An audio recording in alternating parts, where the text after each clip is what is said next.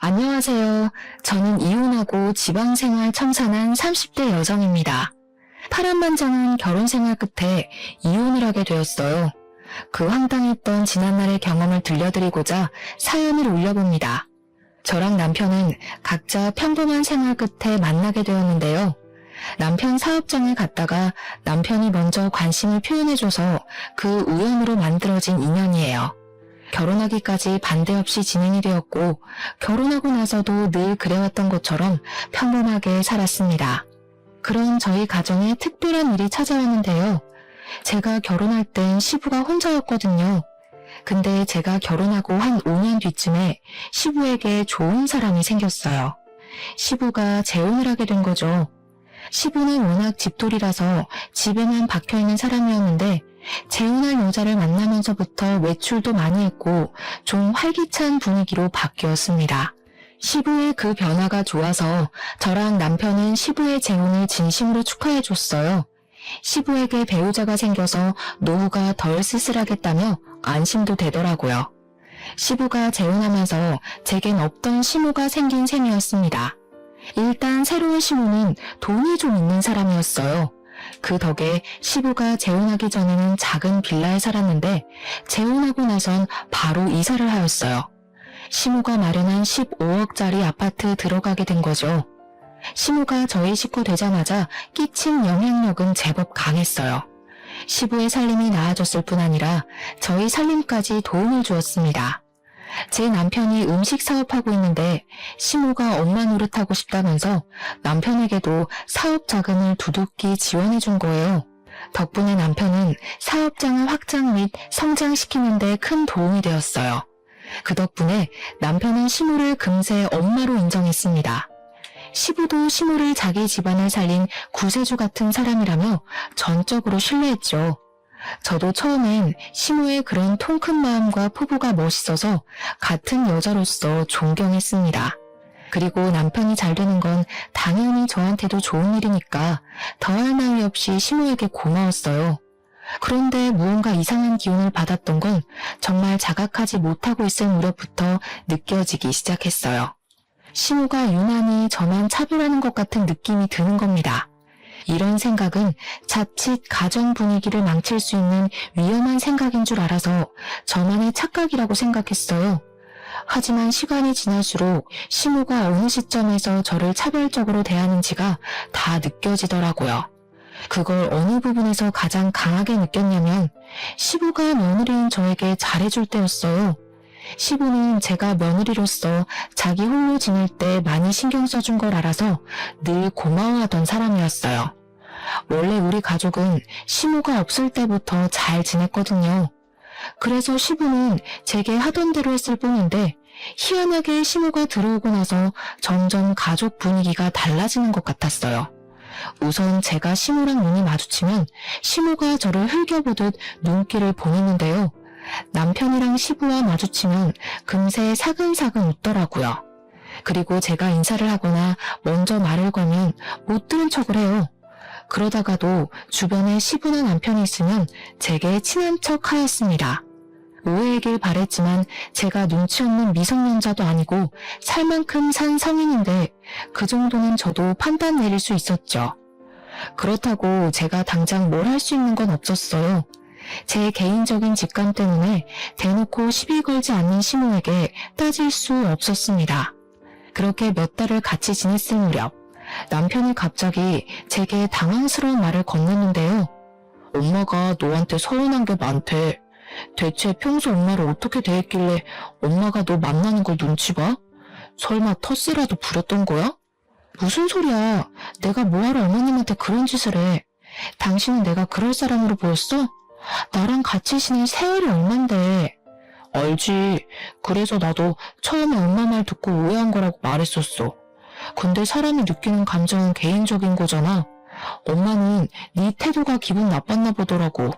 정말 예상치 못한 시점에서 남편의 경고를 들었는데 얼마나 어리둥절했는지 모릅니다. 저는 늘 평소대로 했을 뿐이고 가족 중 누구도 차별한 적이 없거든요. 시부의 아내이자 제 시모인데 어떻게 그랬겠습니까? 오히려 잘 보이려고 노력했고 시모가 새 가족에게 적응하기 힘들까봐 더 마음을 열고 다가갔을 뿐이었어요. 그런데 갑자기 서운한 게 많다뇨. 차라리 제가 더 서운하다고 하는 게 맞지 않나요? 시모가 저한테만 대면대면하게 굴었잖아요. 아니면 정말 남편 말대로 저도 모르게 시모에게 상처를 줬나 진심으로 돌아본 적도 있었습니다. 하지만 아무리 생각해도 시모가 어느 부분에서 감정이 상했는지 모르겠는 거예요. 그래서 며칠간 그 고민을 하다가 남편에게 한 번은 물어본 적이 있었어요. 대체 시모가 뭐가 그렇게 서운했더냐고 물어봤더니 남편이 얼마 전 시부 생신 얘기를 하는 겁니다. 시부는 생신날 외식하는 걸 좋아하는 분이세요. 그래서 저랑 남편이랑 시부 생신 한 달 전에 괜찮은 식당 예약을 해놓은 게 일상 중 하나였습니다. 사실 한 달 전에 예약하는 거는 가족 중에 누가 사정이 생길 수도 있다고 생각했어요. 하지만 저희는 시부는 생신을 챙기는 것에 의미를 두기 때문에 누가 참석하고 말고는 크게 신경 안 썼어요. 남편이 시간 안 되면 저랑 시부 단둘이서 식사를 했고 제가 시간 안 되면 남편이랑 시부 둘이 식사를 했었죠. 그게 저희 가족에서 암묵적인 룰 같은 거였어요. 그래서 시부가 재혼한 뒤 찾아온 생신 때에도 늘 하던 대로 한 달 전에 식당을 예약했습니다. 근데 시모가 갑자기 시부 생신 하루 전에 참석을 못할 것 같다고 하는 겁니다. 급한 일 때문에 급히 외국 출장을 가야 해서 어렵다 하더라고요. 그래서 시부 생신 하루 전날에 시부모님 둘이서 생신 축하를 미리 했다고 했어요. 그렇다고 저랑 남편이 시부 생신을 안 챙길 순 없는 노릇이었습니다. 시부모님 하루 전날 생신을 챙기게 됐다고 저희한테 언지를 준 것도 아니었어요. 이미 축하 자리를 다 가진 후에야 말씀하셨거든요. 그래서 예약된 식당을 취소도 못했습니다. 당일 취소하면 계약금을 다 날려야 했으니까요. 시모가 시간이 안 되면 남편이랑 저만 예정대로 시부 생신을 챙기면 되겠다고 생각했어요. 때문에 예약 취소는 안 했고 그 다음날 시모 없이 시부랑 당일 만나서 식사했었죠. 근데 시모가 그게 서운했다고 하는 겁니다. 남편이 들었던 시모의 말은 이랬어요. 시부의 배우자가 빠졌는데 어떻게 많은 가족들끼리만 모여서 식사를 할 수 있냐고 했다는 거예요. 그러면서 제가 자기 소외시키는 것 같았다 하대요. 소외라뇨. 말 같지도 않은 소리입니다. 저는 시모의 판단에 진심 당황스러웠어요. 남편은 저와 같이 했던 시간이 더 길기 때문에 제가 그런 의도 아니었다는 걸 이해해줬어요. 하지만 제게 한 번 더 조심스레 경고를 해주더라고요. 엄마가 마음이 여린 사람 같으니까 당신이 좀 더 신경 써줘. 아무래도 엄마가 우리 식구끼리만 똘똘 뭉쳐있다고 생각하는가 봐. 나랑 아빠는 같은 혈육이라 괜찮은데 어떻게 보면 당신은 생판 남인 거잖아. 그래서 엄마가 괜히 불편하게 느끼는 것 같아. 어렵겠지만 당신이 더 젊으니까 노력 좀 해주라. 너무 어이없었지만 그래도 이때까지는 남편 말대로 제가 더 노력하고자 마음먹었습니다. 저 하나로 인해 좋았던 가정 환경을 망치고 싶지도 않았고 또 제가 의도하지 않은 언행이나 표정으로 인해서 시모가 과민하게 받아들였을 수도 있다고 생각했거든요. 말했다시피 사람의 감정은 개인적이니까 제가 그러지 않았다고 상대방이 제 의도와 같은 감정을 느낄 거란 건 확신할 수 없는 일이잖아요. 차라리 제 실수가 있었기를 바라기도 했습니다. 그럼 시모와 오해를 풀고 잘 지냈을 테니까요. 하지만 그게 뜻대로 잘 안 되었어요. 시모의 당황스러운 태도는 제가 조심하고 신경 쓴다고 되는 게 아니란 걸 알았습니다. 어느 날 있었던 일인데요. 남편이 시모 덕분에 사업적으로 굉장히 승승장구했거든요. 그 때문에 남편은 시모한테 정말 헌신하는 아들이 되었는데요. 남편이 오랜만에 시댁에 가서 밥을 먹자고 하는 겁니다. 남편의 제안에 저도 흔쾌히 수긍을 했어요. 우리 시부는 재혼하기 전 저랑 남편과 함께 소고기를 좋아하는 편이었습니다. 그래서 식사를 하게 되면 주로 소고기가 메인이었고 이것 또한 암묵적인 텔레파시 같은 거였어요. 사실 소고기 잘 못 먹는 사람 없잖아요. 저는 당연히 시모도 좋아할 줄 알았습니다. 남편도 시모에게 물어볼 생각 안 하고 소고기 싫어하는 사람 어디 있냐면서 당연하게 한우를 구매해 시댁을 방문했어요. 가니까 시모가 먼저 우리를 반겨주더라고요. 시부랑 남편이 있어서 그런지 제게도 친절한 눈웃음을 보여줬습니다. 그때쯤엔 제가 시모의 이면적인 얼굴을 더 많이 봤던 때라 시모가 제게 웃어주는 것이 더 어색했을 때였죠. 저는 시부모님에게 인사드리고 바로 식사 준비를 시작했습니다. 그러자 시모가 또 보여주기식으로 저를 돕기 위해 주방으로 들어오더라고요.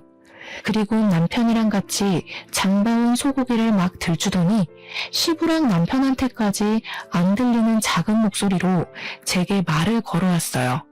어떻게 먹을 게 고기밖에 없다니? 지금 한우만 사온 거 맞지? 뭘 준비할 땐 어른한테 먼저 연락해서 허락을 받는 게 예인데 이것도 네 의견이야? 네? 저희는 평소 같이 밥 먹을 때 꼭 소고기를 먹었거든요. 남편도 어머님께서도 소고기 좋아하실 것 같다고 굳이 물어볼 필요 없다고 해서요. 소고기 안 좋아하세요? 남편이 그렇게 얘기를 해도 마누라 되는 사람이 한 번 더 시부모님한테 확인을 했어야지. 센스가 있는 편도 아니구나. 됐으니까 내가 전복 사온 거 있거든. 그것도 손질해놔라. 저한테 그런 식으로 불평을 늘어놓는 시모는 냉장고에서 골드키위 2개를 꺼내서 거실로 가버렸습니다. 식사하기 전에 골드키위를 먹으면 건강관리에 도움된다나 뭐라나. 그러면서 시부랑 남편을 엄청 챙기더라고요. 시부랑 남편은 집에 선녀 같은 사람이 들어왔다고 엄청 좋아했어요. 기가 막혔지만 이따만 해도 시모가 그 이후로 별다른 시비 없이 넘어가서 별로 신경 안 썼습니다. 그렇게 저희는 식사를 잘 마치고 귀가까지 했어요. 그런데 남편이 자기 전 심각한 얼굴로 통화하고 오더니 갑자기 저한테 어처구니 없는 소리를 하더라고요. 방금 아빠한테 전화 왔는데 엄마가 지금 속상해서 잠도 못 자고 있대. 고기 별로 안 좋아하는데 억지로 먹었다고 하더라고. 엄마가 너한테 눈치 줬다는데 몰랐어? 잘 먹고 나서 왜 갑자기 그런 소리를 한대? 눈치는 무슨 눈치. 그냥 전복회 손질하란 말만 하셨지. 고기 싫어한다는 소리는 안 했는데? 그게 그 말이잖아. 네가 눈치채고 빨리 말해줬으면 내가 나가서 해물류 사오는 건데. 엄마 지금 기분 많이 상하셨어. 당신이 자기 계속 엄마를 이방인 취급하는 것 같다면서 눈치 너무 보인다고 하더라. 저 때문에 시모가 식사한 것도 다체해서 소화제를 마시고 있다는 남편의 말을 들으니 이젠 정말 미치고 팔짝 뛸 노릇이었습니다. 시모는 가족 중에서 제게 가장 서운하다면서 자기를 마음에 안 들어하는 것 같고 시어머니로 인정 안 하고 싶어하는 것 같은 말까지 했다고 하더라고요. 이게 무슨 말도 안 되는 소리인지 모르겠는 겁니다. 솔직히 이쯤 되니까 시모가 피해망상이라도 있나 싶었어요. 그게 아니고서야 매사에 제 행동을 부정적으로 평가하는 게 이해가 안 되었으니까요. 근데 여기서 더 짜증났던 건 시모보다 남편의 태도였어요. 내가 몇 번을 말했어. 엄마가 좀 예민한 편이니까 신경 써달랬잖아. 안 그래도 재혼한 것 때문에 엄마 혼자서 우리한테 잘하려고 얼마나 스트레스 받고 있는데 대체 내가 뭘 어떻게 신경 써줘야 하는데? 나 거짓말 안 하고 아버님보다 어머님을 더 챙겼어. 나야말로 어머님이 날 마음에 안 들어해서 일부러 모함하는 것 같은데 하지도 않은 짓을 했다고 할 때마다 얼마나 어이없는지 알아? 야, 엄마가 우리한테 얼마나 많은 도움을 줬는데 어떻게 그런 소리를 할 수가 있어. 네가 뭘 실수했으니까 엄마가 소가리를 했겠지. 설령 네가 그런 적 없다고 해도 그냥 무조건 엄마한테 잘못했다고 해야 되는 거야. 원래 며느리는 그런 거잖아. 며느리가 무슨 노비인 줄 알아? 잘못하지도 않은 일을 무조건 사과하게. 지금 보니 당신도 웃긴다. 당신 머릿속에 고부관계는 며느리만 손해봐야 되는 거야? 그게 아니라 솔직히 막말로 당신 여태 시어머니 없어서 편하게 지냈잖아. 우리 아빠가 당신한테 시집살이를 시켰던 것도 아니고 나도 아빠도 당신 편하라고 얼마나 신경 쓰고 살았는데 당신도 이만큼 편하게 지냈으면 이제 시어머니한테 져주고 살 수도 있는 거 아니야? 나랑 아빠 생각해서라도 그래 줘야지. 남편이 시모를 굉장히 엄마로 생각해서 제게 서운함을 토로하는 건 아니었어요. 제 감이었지만 남편인 시모가 자기 사업에 돈을 퍼주어준다는 이유만으로 제 감정을 묵살하기로 마음먹은 것 같았습니다. 그저 시모의 심기가 불편할까봐 그것만 신경 썼고 시모가 자기 사업에 돈을 안 써줄까봐 걱정돼서 저를 나무라는 것 같았어요.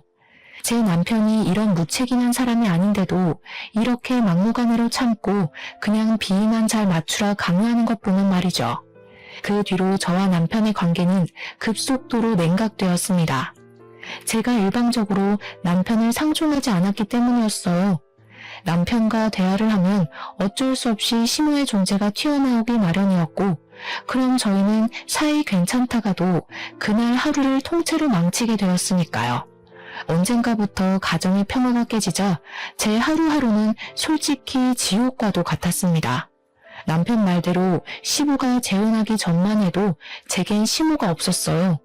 그래서 고부 갈등 겪을 일도 없었고 따로 시무란 존재로 인해 스트레스 받을 일도 그저 남일이었죠.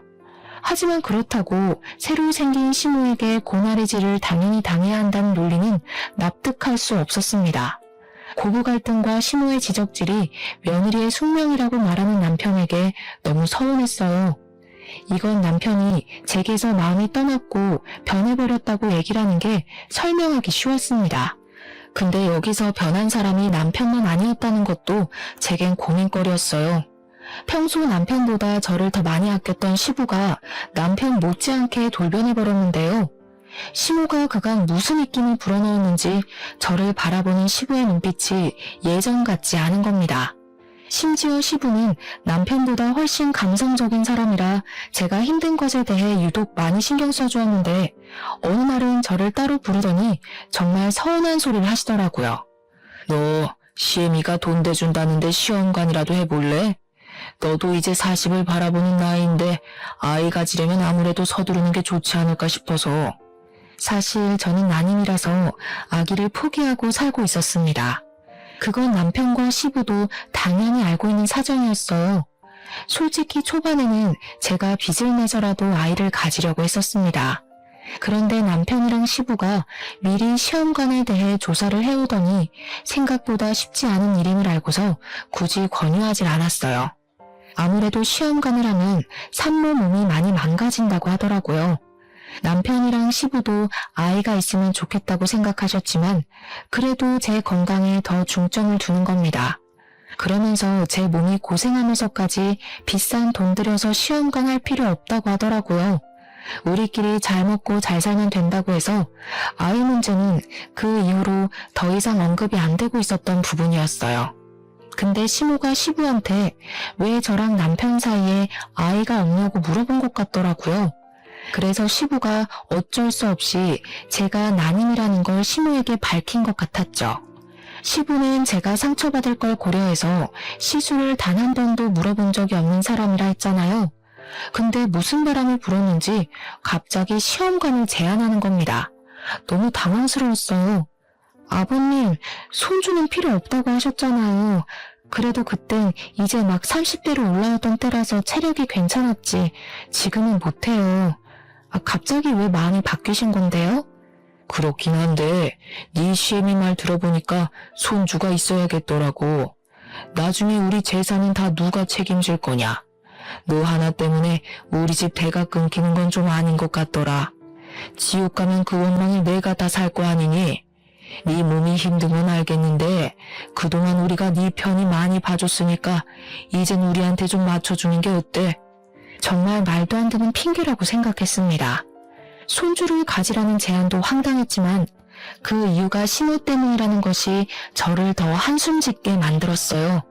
제가 시모를 굳이 마주치지 않아도 남편이랑 시부 때문에 항상 시모의 존재를 느껴야 했는데요. 그게 어느 순간부터 너무 진절머리 나더라고요. 시간이 지나다 보니까 시부랑 남편만 봐도 시모가 떠오르곤 했어요. 그 사람들 입에서 나오는 시모는 제가 알고 있는 시모랑 늘 달랐으니까요. 제가 느끼는 부정적인 감정이 전부 시모한테서 파생되어 나오고 있었다는 걸 깨닫자마자 저는 시모랑 대화를 제대로 해보고 싶었습니다. 단 한 번도 시모랑 둘이서 마주보고 얘기해 본 적이 없었거든요. 그래서 시무에게 연락해 따로 만남의 장소를 가졌죠. 오해하지 말고 들어주셨으면 좋겠어요. 어머님께서 저한테 불만이 있는 것 같아서요. 혹시라도 제가 뭘 실수하고 있다면 차라리 저한테 말씀해 주시겠어요? 괜히 아버님이랑 남편한테 말해서 저희 가족 분위기 흐리지 마시고요. 대체 저한테 왜 이러세요? 제가 마음에 안 드시는 거예요? 이제 알았니? 네가 언제 그런 소리를 하나 기다리고 있었어. 내 예상보다 좀 더 오래 걸리긴 했지만 이제라도 눈치챘으면 이혼도 좀 해줄래? 저 이때 잘못 들은 줄 알았습니다. 그래서 시모에게 되풀이되는 질문을 다시 했었죠. 뭐라고 그랬냐고 무슨 소리 나는 말밖에 못했어요. 나 아는 아가씨가 있는데 내 아들이랑 결혼시키고 싶거든. 사업 파트너 관계 맺으려고 그러지. 너처럼 부모도 없고 집안 배경도 없는 사람들은 잘 모르겠지만 원래 나처럼 사업으로 먹고 사는 사람들은 파트너가 중요하단 말이야. 이렇게 말 안 하면 또 눈치채는데 오래 걸렸으려나? 네가 우리 가족한테 쓸모가 없는 것 같아서 바꾸려는 거야. 사람에게 상처되는 말을 하면서도 시모는 아주 당당했습니다. 제 남편이 체인점 음식 사업을 하고 있다고 했잖아요. 근데 시모가 하고 있는 일도 음식 사업이었거든요. 아무리 그래도 그렇지 자기 기준에 쓸모없다고 생각해서 가족을 쫓아내는 게 어디 있나요? 이런 것도 굴러들어온 놈이 박힌 돌 빼낸다고 표현할 수 있을까요? 그날 시모를 부른 건 저였는데도 너무 황당해서 이걸 몰래 녹음했습니다.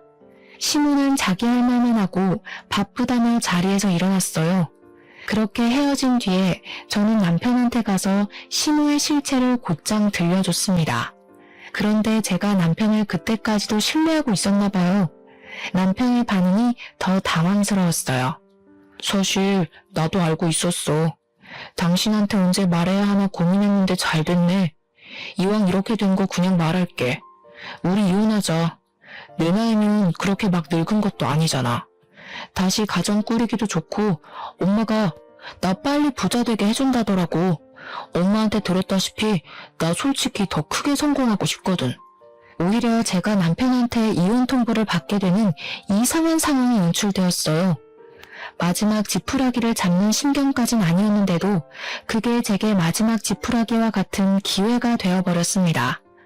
남편은 시모가 위자료를 두둑하게 챙겨준다고 했으니까 소송할 생각하지 말고 조용히 나가줬으면 좋겠다고도 하더라고요. 남편에게 버려졌을 때는 너무 비참했어요. 어디도 제가 기댈 수 있는 가족은 없다는 걸 깨달았습니다. 처음엔 당황해서 말문이 막혔지만 나중에는 생각할수록 눈물만 나오더군요. 제가 어떠한 결정도 내리지 못하고 있을 때 시모가 저를 한 번 더 찾아온 적이 있었어요. 남편은 일을 하러 가서 저밖에 없는 집에 찾아오신 거였죠. 아들한테 들었다. 벌써 둘이 얘기 끝냈다면서? 약속대로 위자료는 네가 소송해서 받을 돈보다 넉넉할 거야. 이 정도면 너도 그렇게 서러운 입장은 아닐걸? 그동안 우리 식구 위해서 수고한 노력이 가상해서 꽤 많이 쳐줬어. 서로 잘해보자고 이러는 거니까 너무 서운해하지 말았으면 좋겠네. 제 생각엔 처음부터 이럴 작정이었던 것 같은데 정말 그깟 사업 때문에 멀쩡한 식구를 내쫓으려는 거예요? 몇 번을 말해야 알아듣는 거니? 다신 우리 식구 앞에 나타나는 일 없었으면 좋겠어. 내 아들이 재혼했는데도 그 앞에서 걸리적거리면 돈 떼먹는 짓이나 마찬가지니까 조심 좀 해주고. 그렇게 시모는 떠났지만 제가 이혼 합의서에 도장을 찍을 때까지도 저를 붙잡는 사람 아무도 없었습니다. 그렇다는 말은 결국 시모를 말리는 사람도 없었다는 거죠. 근데 제가 집을 떠날 때 시부가 제게 마지막으로 그런 말을 하더라고요. 살다 보니 손주의 존재가 중요한 것 같아서 그러는 거니 속상해하지 말라고요. 그러니까 시부는 제가 시험관 수술을 하기 싫어서 차라리 이혼을 선택한 거라고 알고 있었어요. 시모가 시부에게 나쁘게 보이고 싶지 않아서 또 거짓말을 쳐놓은 것 같았습니다. 시부가 여전히 제게 가족이었다면 시모의 만행을 밝혀줬겠지만 사실 그렇게 했다가 남편한테 한번 배신당했잖아요. 시부라고 안 그럴 것 같지 않더라고요.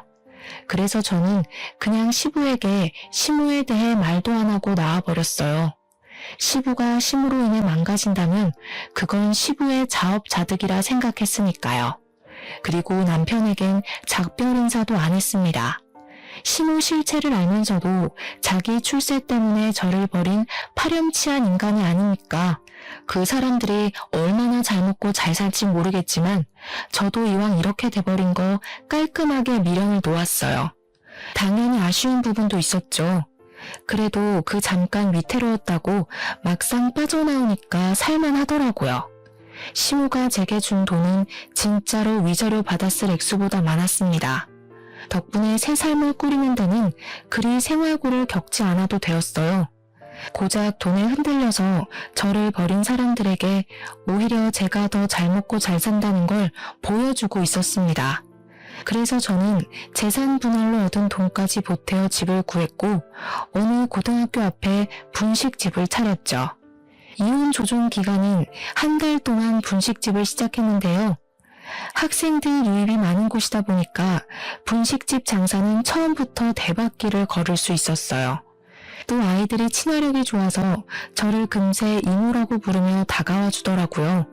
그 재미로 살다 보니까 생각보다 이혼에 대한 아픔은 빨리 잊을 수 있었습니다. 그렇게 이혼 조정 기간이 끝나고 이제 정말 제 삶의 자유를 얻었다고 생각할 때쯤이었어요. 우연히 시무의 모습 발견하게 된 겁니다. 시무가 나타날 만한 곳은 아니라서 제가 잘못 본 건가도 했는데 분명 시무였어요. 시무를 보자마자 지나갔던 악몽이 떠오르더라고요. 시무는 고등학교에서 나오는 웬 학생을 아는 체 하고 있었습니다.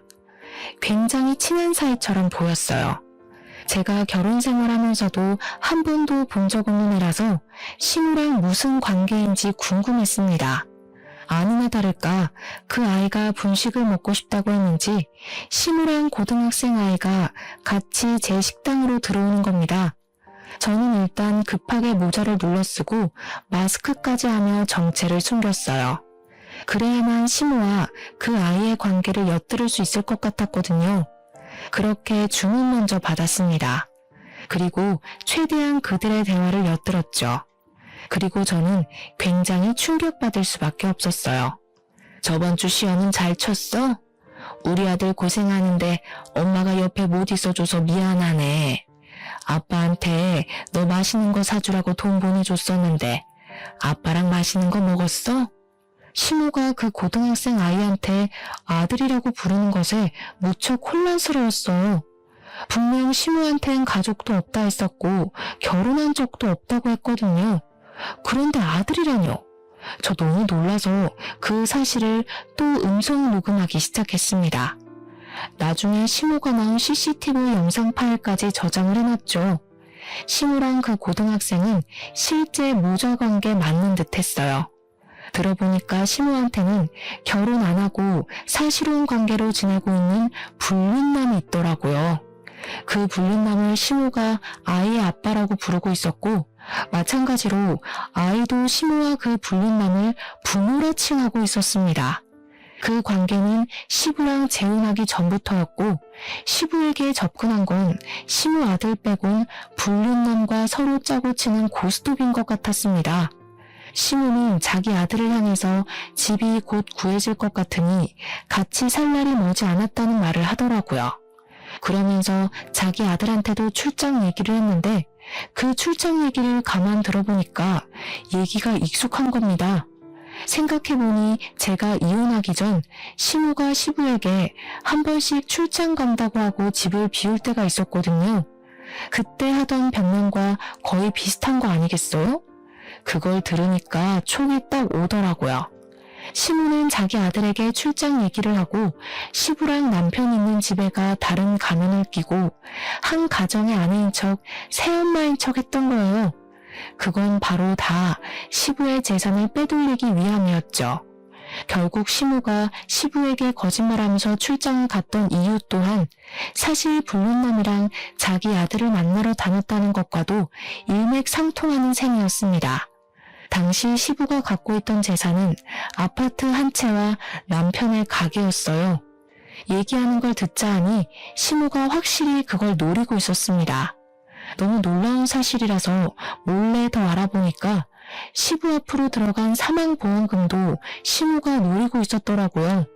그러니까 시모는 여태 우리에게 말했던 이미지가 전부 거짓이었다는 거예요. 음식 사업한다고 했던 것도 거짓말이었고 돈 좀 있는 사람이란 것도 거짓말인 거죠. 이런 말도 안 되는 짓을 저지른 이유는 그저 더 큰 돈으로 불리기 위해서 돌려막기 하고 있는 거였어요. 그 과정에서 제겐 빼먹을 재산도 없고 제가 부모도 없으니 받을 유산도 없는 존재잖아요. 그러니까 자기 계획에 방해된다고 생각해서 쫓아버린 거였어요. 게다가 제가 시모 뒤를 밟았다가 알게 된 또 다른 당황스러운 진실이 있었는데요. 시모가 저랑 이혼시키고 남편에게 사업 파트너 집안의 아가씨를 소개해준다 그랬거든요. 근데 사실은 남편을 꼬드기려고 붙인 아가씨가 불륜남의 배다른 딸내미인가 보더라고요. 결국 고등학생인 시모 아들만 이 사실을 모르고 있었고 시모랑 불륜남이랑 불륜남 딸만이 이 계획의 주인공들이었어요. 이미 그들과 저는 끝난 관계였지만 그래도 한때 법적으로 묶여있던 가족이었잖아요. 그러니 제게도 남일 같지만은 않더라고요. 너무 충격이었습니다. 그리고 한편으론 시부가 얼마나 무식했으면 이런 콩가루 같은 사람을 못 알아봤을까 그런 생각도 들었어요. 시부랑 남편은 여전히 시모의 존재에 대해 모르고 있을 겁니다. 이제 막 돈에 눈을 뜬 사람들이라서 만약 시모의 실체를 알았다면 저한테 연락이 왔을 거라고 생각하거든요. 시모는 한 며칠 출장 간다고 거짓말을 해놨는지 자기 아들 학교를 연이어 찾아왔습니다. 당연히 저희 분식집도 여러 번 들렸죠. 그때마다 저는 음식을 갖다 주며 그들 대화를 항상 녹음했어요. 그리고 이만하면 충분한 증거가 됐다고 생각했을 때쯤 시모에게 친히 목소리를 들려줬습니다. 시모가 계산하고 나가려고 할 때 모자랑 마스크를 벗었어요. 오랜만이네요. 근데 아들이 있는 줄은 몰랐어요. 듣자 하니 아드님은 아무것도 모르시는 것 같은데 좀 불쌍한 것 같기도 하고. 제가 모습을 드러냈더니 바로 저를 알아본 시모가 깜짝 놀라더군요. 그리고 가장 먼저 취했던 행동이 자기 아들을 간수하는 거였습니다. 영문 모르던 시모 아들은 시모가 먼저 가라고 내보내는 바람에 자리를 떴어요. 그러고 나서 시모는 이전보다 훨씬 더 예민해진 상태로 저를 향해 눈을 부릅떴습니다. 교활하게 내가 들락날락한 줄 알면서도 이제야 정체 드러낸 이유가 뭐야? 내가 위자료 두둑하게 줬으니까 다신 우리 눈앞에 나타나지 말랬지. 이러라고 내가 그 큰 돈을 덜컥 내준 줄 알아? 뭘 착각하셨나 본데 제 발로 찾아온 건 그쪽이에요. 다짜고짜 아들까지 모시고 와서는 묻지도 않은 말 알아서 뱉으셨잖아요. 네가 진작에 정체 밝혔으면 내가 여길 안 찾아왔을 거 아니야. 대체 무슨 생각으로 숨기고 있었던 거야? 뭐, 날 협박이라도 하려고? 굉장히 무서우신가 봐요. 보아하니 아직 계획하고 계신 게 마무리 안 되신 것 같은데. 여기서 다 들통나면 어떻게 되는 건데요? 사실 저는 상관없는 입장이라 그쪽이 망하든 저쪽 식구들이 망하든 상관없거든요. 시모는 그제야 뒤늦게 자신의 실수를 깨달은 것 같았습니다. 갑자기 태세를 전환하며 저를 붙잡고 제발 비밀로 해달라고 사정하더라고요. 그러면서 저보고 돈 필요하냐고 묻대요. 제가 자기처럼 돈에 미쳐서 사람을 위협하는 걸로 보였나 봐요. 자기가 대출받아서 얼마든지 돈 줄 테니까 남편이랑 시부한테만은 사실을 말하지 말라는 겁니다. 사실 저는 그 자리에서 시무 사과를 한참이나 보다가 알겠다고 해줬어요. 어차피 저는 위자료도 받은 사람이었고 정말로 어느 쪽이 망하든 말든 관계없는 일이라 생각했거든요. 그러니까 시모가 고맙다면서 비밀만 지켜준다면 저한테 충성을 다할 것처럼 굴더군요. 정말 고마워. 내가 그동안 쌀쌀맞게 군 건 너한테 악감정 있어서가 아니라 그냥 집에서 내보내려고 했을 뿐이야. 다른 악감정은 절대 없었어. 이제 우리 손잡은 거나 마찬가지인 거야. 혹시 돈 필요하면 언제든지 연락해. 시모는 끝까지 미안하다고 사과만 하더니 제게 손까지 흔들면서 자리를 떴습니다. 근데 미안하지만 저는 시모의 약속을 지켜줄 생각이 없었어요. 죄 없는 사람을 괴롭히고 내몬 사람들이 행복하면 안 되는 거잖아요. 그래서 저는 시모가 가고 녹음을 마무리 짓자마자 파일을 전 남편한테 보내버렸습니다. 당연히 시모가 집에 가기 전에 이 엄청난 사실은 퍼지고 말았죠. 전 남편한테서 오랜만에 전화가 오더라고요. 생각 없이 받아봤더니 다짜고짜 화를 내는 겁니다. 갑자기 무슨 개수작이야? 우리 엄마가 했던 약속 잊었어? 위자료 줬으니까 나 재혼하는 길 방해하지 말랬잖아. 방해할 생각 없어. 오히려 너한테 돈 준 것 같은데. 여전히 돈에 눈이 멀어서 상황 판가름도 제대로 못하고 있네. 그 파일 믿든지 말든지는 네 선택이겠지. 돈을 포기할 건지 인생을 포기할 건지 잘 생각해보면 될 거야. 전 남편에게 주는 마지막 선물과도 같았습니다. 솔직히 제가 쫓겨나는 입장이었는데도 소송 못하고 합의 이혼했잖아요. 그 대가로 돈을 받았고요. 그래서 그런가 마음 한편에 억울함이 짓눌려 있었거든요. 이렇게라도 그 사람들에게 복수를 할 수 있다면, 이것이 제게 주어진 기회라면 저는 주저하지 않고 그 집안을 망쳐놓고 싶었습니다. 역시나 전 남편은 제가 보낸 녹음 파일 때문에 흔들리기 시작했어요.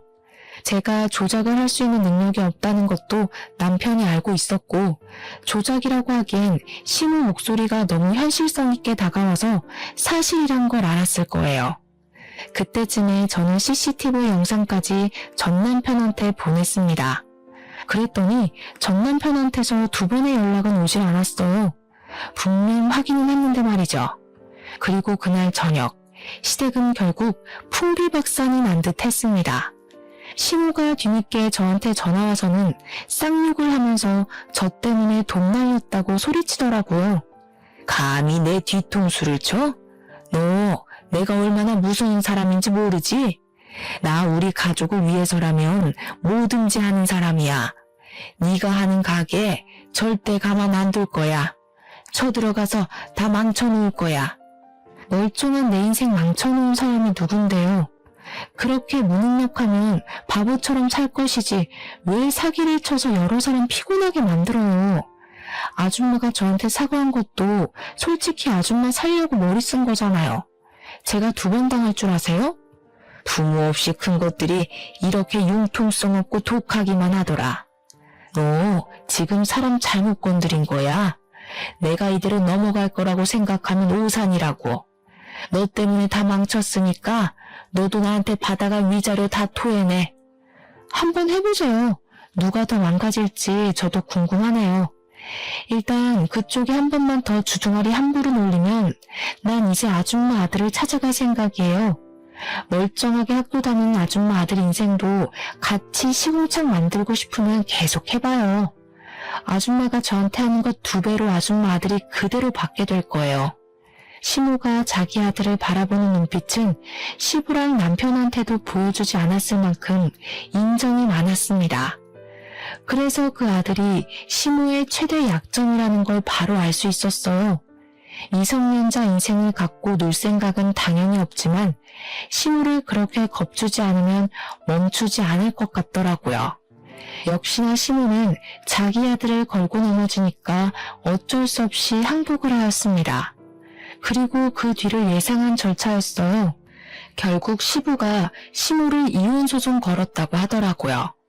또 전 남편은 자기가 만나고 있던 재혼녀가 시모의 의붓딸이라는 걸 알고 제대로 충격받은 것 같았습니다. 자기 아빠 재산 때문에 붙어 있었던 여자라고 하니까 약간 사람에 대한 깊이까지 생길 것 같았어요. 나중엔 저한테까지 연락이 오더라고요. 연락 와서는 미안했다고 다시 재결합할 수 없겠냐고 애걸하는 거 아니겠습니까? 당신 말대로 내가 진짜 돈에 눈이 멀었던 거야. 미안해. 내가 당신한테 얼마나 큰 실수를 했는지 감히 다 말할 수 없을 정도겠지만 앞으로 반성하면서 살게. 평생 당신한테 헌신하고 살 테니까 제발 다시 돌아오면 안 될까? 한 번 돈맛 본 사람인데 2번째 유혹 왔을 때 안 할 거란 확신이 어디 있어. 나는 너랑 네 아빠가 내 인생에서 꺼져줘서 이제야 마음 좀 편해지는 것 같은데 나더러 다시 그 뻔뻔한 낯짝들을 보고 살라고? 내가 무슨 테레사 수녀인 줄 알아? 내가 볼 땐 네 아빠나 너나 그냥 독거 인생으로 재미없게 살다 갈 팔자 같거든. 무슨 욕을 해도 다 들어줄 수 있어. 그러니까 재결합만 하자. 아빠도 너한테 엄청 미안해. 네가 다시 돌아오면 아빠가 재산의 일부를 너한테 상속하겠대. 그 좋은 걸 나한테 왜 줘? 돈 좋아하는 둘이서 평생 재산 끼고 살면서 알거지 신세나 모면하세요. 아니면 너네 아빠한테 돈 많은 다른 아줌마 좀 꼬셔보라고 하던가. 한 번 잃은 신임은 두 번, 세 번도 잃을 수 있다고 보기에 무시해버렸어요. 그렇게 하고 싶은 말 다 하고 전화를 끊은 뒤론 전 남편 쪽에서 더 이상 연락이 없었습니다.